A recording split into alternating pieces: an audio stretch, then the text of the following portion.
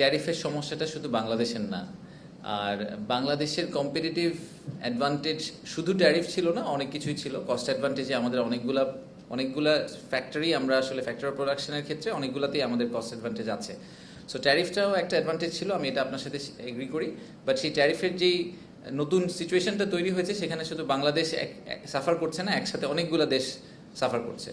তো এই ব্যাপারে তো আমরা খুব পাবলিকলি আসলে প্রধান উপদেষ্টার চিঠিটা পাবলিশ করে দিয়েছি। আমরা কিভাবে আগানোর চেষ্টা করছি এটা পাবলিকলি আমরা আসলে শেয়ার করেছি।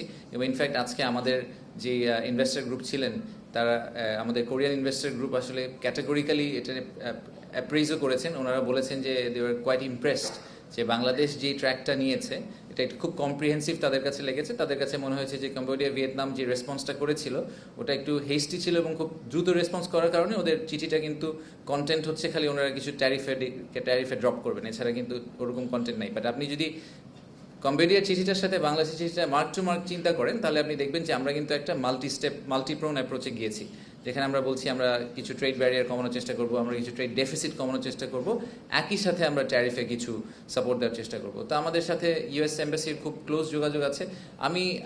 আমি বলবো যে আমরা চেষ্টা করে যাচ্ছি, এবং আমাদের ইনভেস্টাররা এখন যখন আসবেন তার কাছে আমার মেসেজটা exactly that, it's a very fluid situation. As you know, প্রতিদিনই নতুন একটা কোনো আপডেট হচ্ছে। গতকালকে একবার আপনার S&P 20 পয়েন্ট নেমে আবার 20 পয়েন্ট উঠে গেছে একটা টুইটের কারণে। সো এরকম অনেক কিছুই হচ্ছে। সো ওনারাও জানেন যে ঠিক যেভাবে বাকি সব দেশ এটাকে হ্যান্ডেল করার চেষ্টা করছে, আমরাও হ্যান্ডেল করার চেষ্টা করছি। আমরা ঠিকভাবে করার চেষ্টা করছি কিনা এটা আমাদেরকে ডেমনস্ট্রেট করতে হবে। সেটা এখন পর্যন্ত আমাদের আজকে ইনভেস্টরদের সাথে কথা বলে মনে হয়েছে যে ওনারা মনে করছেন যে আমরা রাইট ট্র্যাকে আছি। আমরা যে 5টা ইকোনমিক জোন নিয়ে কভার করার কথা বলছিলাম, বা 10টা, প্রথম 5টা সেগুলো কিন্তু সবগুলো চট্টগ্রামে না। আমাদের কোইন্সিডেন্টালি মিরেশ্বরাইয়ের একটা ইকোনমিক জোন আছে অনেক বড়, এবং চাইনিজ যেই ইকোনমিক জোন সেটাও আনোয়ারাতে, এই কারণে চট্টগ্রামের কথা বারে বারে উঠে আসে। চাইনিজরা কিন্তু অলরেডি আমাদেরকে একটা সেকেন্ড ইকোনমিক জোন করার কথা বলেছেন, সেটা আমরা মংলায় করছি। আপনি হয়তো এটার কথা শুনেছেন যে ওটা নিয়ে আমরা অলরেডি অ্যাসেসমেন্ট করছি।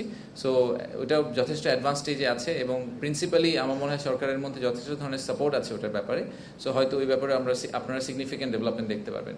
তো আমাদের কখনোই চিটাগংকে ফোকাস করে কোনো কিছু করার ইচ্ছা নাই। ইনফ্যাক্ট আমরা এখন ইকোনমিক জোন সিলেকশন প্রসেসের জন্য একটা কাজ করছি জাইকার সাথে।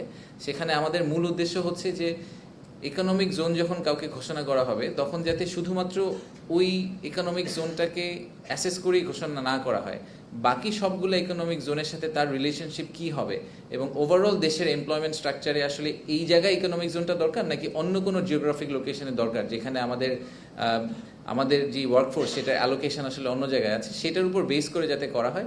আগে কিন্তু ইকোনমিক জোন জাস্ট মাশরুমের মতো অনেকগুলো ঘোষণা দেওয়া হয়েছে, এই লেভেলে ডিপ এক্সারসাইজ না করে এবং ওভারঅল একটা পিকচার ড্র না করে।